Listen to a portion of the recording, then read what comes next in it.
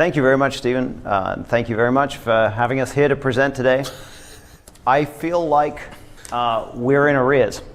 And I feel like we're in arrears because I've seen a lot of great companies present here many times, and this is our first time. So we have a lot of catching up to do, a lot of things to talk about, and we spent some time thinking about what we should talk about today. And so we've come up with something that hopefully you'll find interesting. Hopefully this audience will find interesting. I'm Peter Godman. I'm CEO and one of 3 founders of Qumulo. Aaron Passy is here with me today. Aaron is our CTO, and he is also one of the founders of Qumulo. So today, first off, we've never really talked about Qumulo in this forum, and I think there's a saying, if you haven't launched at Storage Field Day, you haven't really launched. Yeah. So here we are. We're gonna talk about what we're doing at Storage Field Day. We're going to do mainly whiteboard exercises today in 3 parts. We'll talk about not exercises as in like problem sets and story problems or whatever, but instead sort of, first a little bit of how we see the world, and then a little bit about how the block system of Qumulo works, and then last, how the analytic systems of Qumulo core work. I'm going to summarize at the end, and then we're going to do a demonstration. So that's pretty much the agenda. It should be about 25% slideware, and then 75% whiteboard and demo. So bear with me, because here comes the slideware. All right, Qumulo Overview. So who are we? We are a 3.5-year-old data storage company that is based in Seattle, Washington. We founded the company in 2015. So Aaron and I and our third co-founder, Neil, met each other as young, optimistic software engineers working at a company called Isilon in 2001. Actually, I joined right at the beginning of 2002. None of us really had a ton of storage experience going into that company, and we all kind of fell in love with it. Well, you did pretty well for the first time. Yeah, well, I mean, there were many people working at Isilon, and we got to learn from some great people along the way. So, yeah, but if you're placing your first storage company bet, Isilon wasn't a bad one to place for sure. So Aaron and Neil and I ended up being named on a significant majority of all Isilon patents. So we were privileged to work on the core parts of that system. That's how we learned about storage. And we got an opportunity a few years ago to create a new storage startup, and so we jumped at the chance. We've raised about $70 million since then. I'm not going to spend a ton of time talking about that. And we have in production systems today that range from about 96 terabytes to about 4 petabytes. So we build scalable storage systems. We've been in market for about a year, and we're delighted that many people have joined us on the journey. What I really want to talk about, though, is not any of those things particularly. What I really want to talk about is Qumulo's culture of research and learning. When we got the opportunity to create Qumulo, we didn't have to create the company around a specific idea about what was going to happen next in the world. We didn't have to come up with a vision a priori and then go raise seed money based on that vision. We had the opportunity of raising a little bit of money and talking to a lot of people about what was going on in the world now.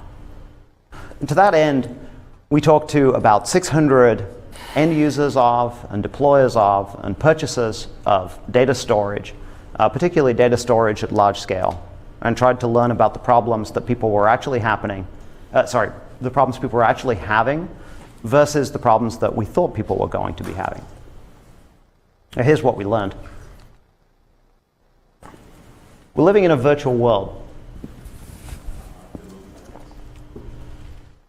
We are living in a More and more of our lives are lived through a pane of glass that's 2 feet or 3 feet or 7 feet in front of our faces. In the 1990s, you might have spent a few hours a day working on computers. Probably most people in this room spent more time than that on computers in the 1990s, but the world at large, not a whole lot of time. And today, increasingly our lives are lived in this virtual world. The stuff of the virtual world is data. The problem with data is we never, ever throw it away. Instead, we let it stack up in dark, dusty, dimly lit warehouses that we call enterprise data storage. So over the course of many, many interviews, we started to learn things about the people that were doing this. And we heard some amazing things. We heard we drop files into a folder and lose them forever. The people had no idea anymore what they were actually storing. We heard capacity planning is a wild-ass guess. We have a Pandora's box of storage. Isn't that Managing a vendor stor- we talked to, Pandora's Box? No. Sorry. Managing storage is hell. When I wake in the morning, I want to put kerosene on my face. Was that one of you that said that? I don't know. It's not recommended. I don't know if it helps or not, but at some point you try anything, I suppose. Data manageability is Does probably seem a bit extreme. our greatest weakness. So this was kind of what wrapped it up for us, was we learned talking to those 600 people that by and large, managing large amounts of storage was getting easier and easier. Managing large amounts of data was not particularly getting easier at all. And in fact, it was getting harder.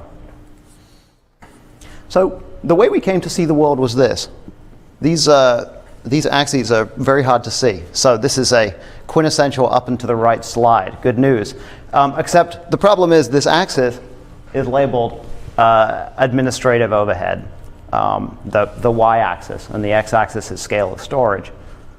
So the problem is there was a linear relationship between administration and storage, and that was a big problem, and that created a big opportunity for startups in the early 2000s creating scalable storage systems. Isilon was one of those companies. There were many others. Amazon benefited from this problem with S3. Collectively, companies that built scalable storage offerings changed a graph that looked like that into one that looked more like this. They changed the world such that when you doubled your data footprint, you only doubled your storage administration. You only increased your storage administration by 5% or 10% or something like that. And what we came to realize is there's another problem, which is managing data. The actual data that's stored within that system, turns out when you double your data, you tend to double your administration. When we say data administration, we mean the classic sorts of data administration, like how do I back this thing up, and how do I make a replica of this data set.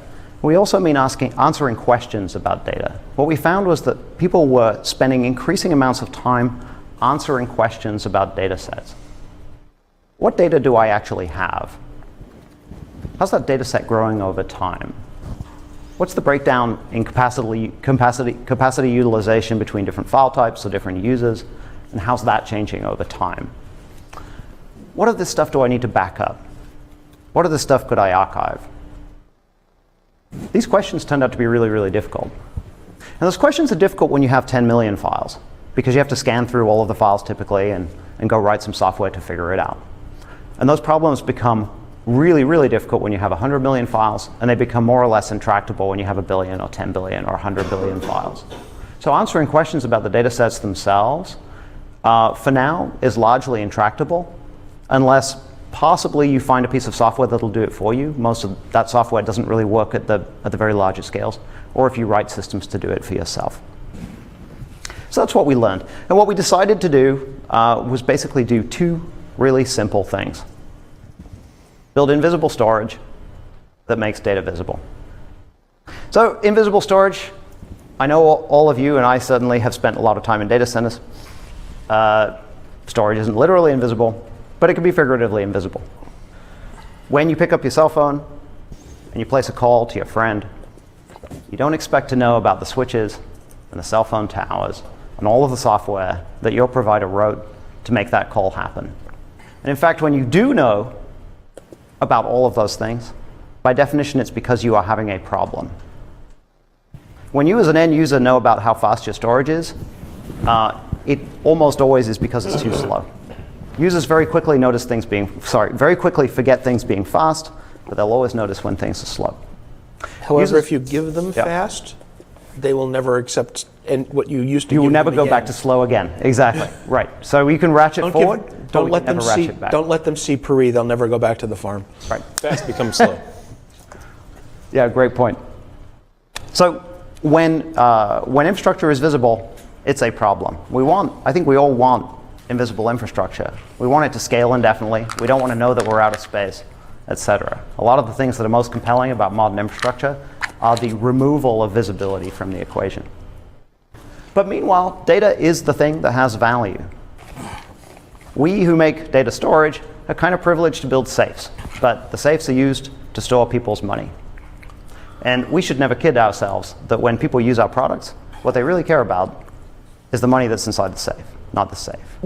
Particularly, Qumulo sells storage to people that care a great deal about their data. We maintain typically the one true record of that data, and it needs to be there, it needs to be available, and it needs to be right. So to summarize, we build storage that's hardware agnostic, that is flexible, fast enough, and that talks protocols you want to talk, great, that makes data visible. It helps our users understand the growth of their data sets. It helps them understand performance. And last, it helps them understand their existing footprint. So what do we actually do? We build this stuff called data-aware primary storage systems, or data-aware scale-out network-attached storage. So think scalable file storage that helps people understand stuff about their data set. This storage provides real-time analytics, and really think about this as metadata analytics. So we provide the ability in real time for people to understand their massive data sets.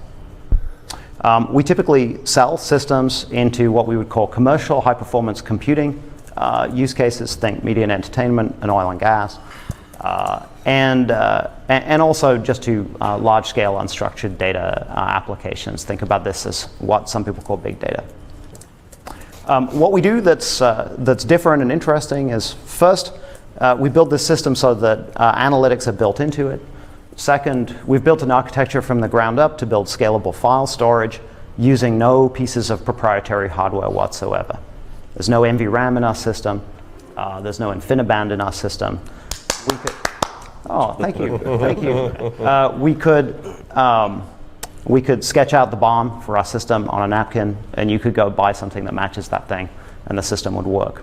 We don't support every piece of hardware in the world, but we do support all the systems that we work with are commodity systems. So, yeah. Just to be clear, are you selling software only, or are you selling packaged onto servers? One of our customers only buys software, so that's the scale of it. And Okay. We have many customers, and all the rest of them buy our appliances. The hard reality of selling software systems is that every new hardware platform has to get qualified somehow. Otherwise, some component in there will lie to you, and it will cause the loss of your customer's data or their data. And so the big challenge, it is a big challenge for software-defined storage in particular, in general, is that you can't not qualify hardware. So you either need a machine to qualify hardware in 24 hours, or you're just running the risk that things are going to go sideways. Okay. And just a general recommendation, Yeah. dark blue on black, not a great color choice. Oh yeah. So I apologize for the impossible to read slides. In general, I think that the light on dark is not working out great on this slide. So thank you, Howard. Next time, something different. I tell you what, I'll do what no presenter should ever do. I will read my bullet points.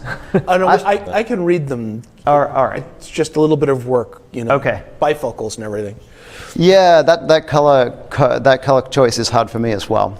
So Flash first hybrid design. So we build a system for Flash that also uses spinning disk, and we're going to talk at length about that today, so I won't delve into it here. SaaS software delivery model. This is something that people find surprising about our company. We actually ship new software every 2 weeks. We have a great track record of having all that software be great software. We do that through really, really rigorous and involved software engineering practices that automate pretty much 100% of everything that we test. So we can run through tests very quickly after the last commit goes into a system. We also sell our storage software as subscriptions typically, rather than perpetual licenses. So we're sort of building a company for the modern age of software, or storage as software.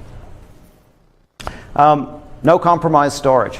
Ever heard that before? Ever heard no compromise? Okay. In our case, what we mean is we're trying to build scalable systems that work with both large and small files, right? So traditionally, there has been a very hard trade in file storage between systems that work well with small files and systems that scale. I'm sorry, Peter, do you see that a lot of your customers pick up and adopt your every 2-week releases? I mean, Yeah. what's your adoption rate? 100% or? I wish I had a graph on this. So I think that more than 50% of our fleet will upgrade to a build within 2 weeks of its release. It's a very straightforward process. 50%? Yeah. So I think it's more than 50% right now. And I can't promise you that's right. So let's say I pretty much can promise you it's 50% within 4 weeks. So most people trail the builds. And then some people will do it once every 6 weeks, 6 months or something like that. Yeah. Still, 50% is pretty good in my history. Right. So I guess our feeling is that we've kind of been in an unhealthy cycle in storage for a long time, where I come from a development background. I love to write software without writing tests. Confession. I love it. I think it's so great. And then I'll try some stuff out and I'll say, yeah, I think that totally works. And then what allowing people like me to do things like that means is that then you have to have a very large test team that goes back in and sort of in this archaeology, anthropology. I'm not sure which of those it is, but in this exercise has to go back and dig out and figure out what those developers did and write a bunch of tests for it and try and figure out if they got all the corner cases. And typically that process means that you're going to have developers write software for 6 months. You're going to have testers test it for 4 months or something like that. And then you're going to do limited availability because you don't really trust that process that you used to test it a whole lot, and that's going to last a year, and then you're going to go GA after that. And so having a life cycle that's 24 months is not unusual for established enterprise storage companies. And so that's the thing one of the biggest things that we've tried to change at Qumulo is writing storage software in a better way that makes it so that when you ask us for a feature, we don't say, okay, the earliest you're possibly going to see that is 18 months from now, but it's more likely, 28 months from now, something like that. Strain credibility with anyone? I've just surfaced the objections, because this is usually one of the things, when I talk about this, people have a lot of concerns and objections, because it's really a different way of doing things. Yeah, and most of your enterprise customers don't necessarily like to adopt new storage software that quickly. Right. I would say. Right. So it's, we really do see it as analogous to SaaS. When you decide to throw in with Salesforce or something like that, there are code changes happening to an application you've deployed.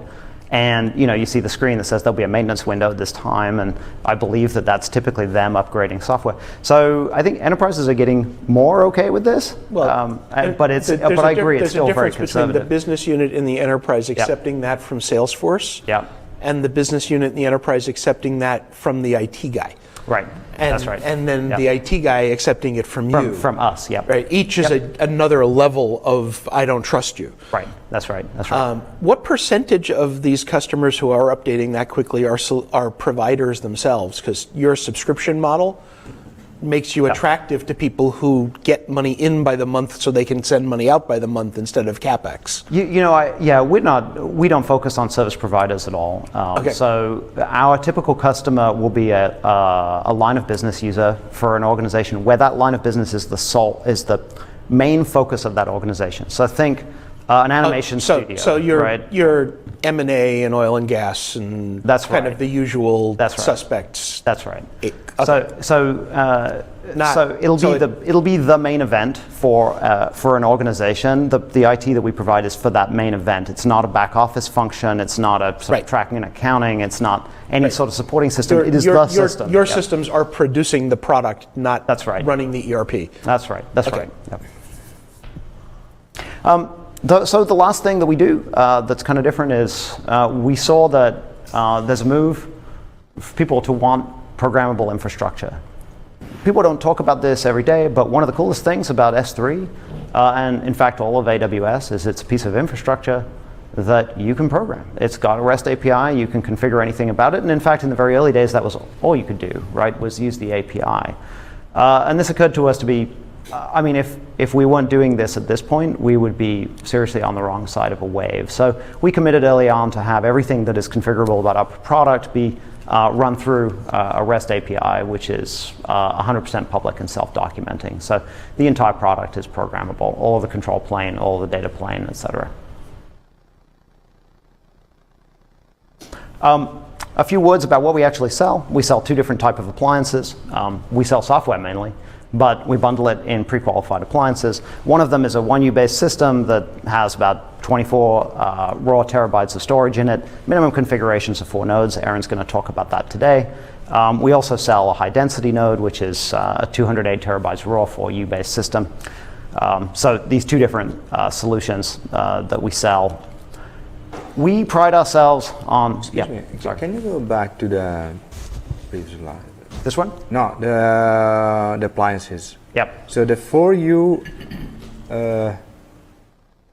form factor has 4 different servers in it.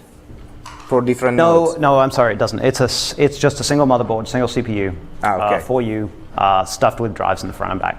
Okay, and you can mix the 2 models in the same configuration if necessary, or? They do not mix today. No, it's either our systems are either QC24 systems or they're QC208 systems. There's no intermixing of those different. It's parts like today. archiving and high performance, or there Yeah, is I mean, Or really the larger way we files. look at it is that the QC208 platform is generally fast enough for a lot of commercial HPC use cases. So it's not really a sort of a slow system versus a fast system. It's more like a entry point distinction. So these systems, they're hard to put together into affordable bundles when you're talking about 16U of gear with lots and lots of disk drives.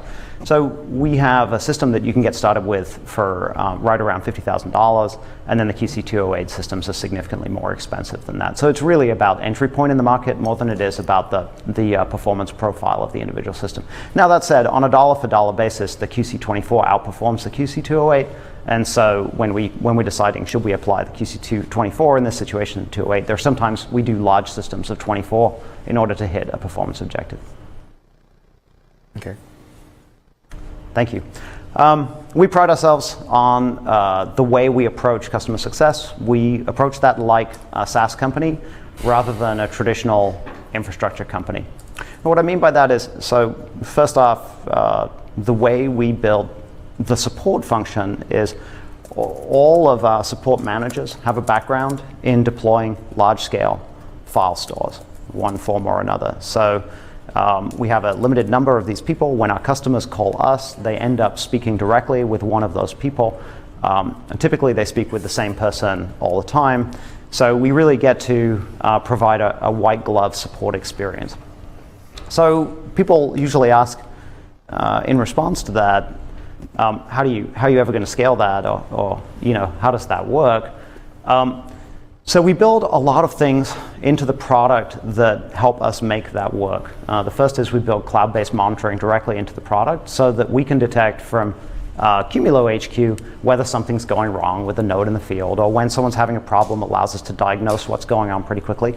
These are opt-in services. You click a box that say, yes, I would like to participate in this, but that allows us to much more rapidly serve problems that our customers have, and it allows those customers to go directly to people that know what's going on rather than get filtered out by layer upon layer of, did you reboot it yet, that sort of thing. Peter? Yeah. We got a Twitter question. Yeah, okay. The $50,000 price point? Yeah. That's multiple QC24s? It's four QC24s, yeah, with a short subscription on the software. Short as in nanoseconds? Or short as in months? Yeah, short as in months to year, yeah. Okay. Yeah. Now, do you sell through the VAR channel? And if you do VARs have the same visibility into your cloud care for their customers as the customers would have? Yeah, that's asking that question about resellers is really insightful. No, we don't. They don't get to see today what we see about our customers. And they have asked us to do that, and we will definitely, we'll get there, we just don't have it today. The same thing goes for our customers as well, whether we allow them to see the same things that we see, and we also don't expose it to them today, but we will do soon. In answer to the other part of your question, we do 100% of our business through the reseller channel, so we don't sell direct deals at all. So we have a pretty healthy relationship with a limited number of high quality and invested resellers that work with our product.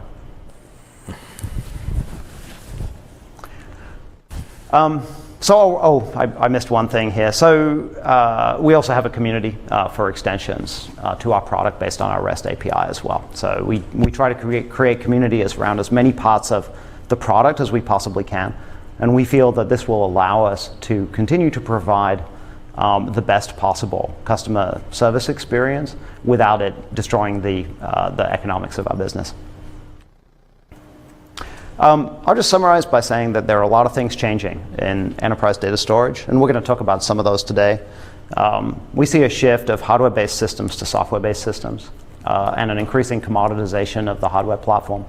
It doesn't necessarily mean that we work on any piece of hardware, but we see that all the systems that we sell will be commodity hardware. That commodity hardware could be in someone's data center. One day it could be in a public cloud. It could be in a private cloud. It could be a virtual machine. We see a change from kernel-based systems running on. I heard the magic virtual machine.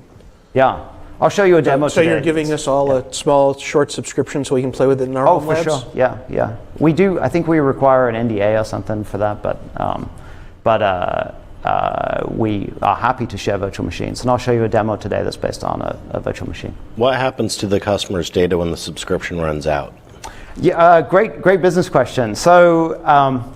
Contractually, what happens to the customer's data is they don't have a right to use the product anymore, and they won't be able to access that data without having a right to use the product. But we will never, I'll say this on the record, we'll never stop someone from accessing their data, right? We'll always allow them to read all the data back. Presently, there is no enforcement in our product at all. You could keep using it forever.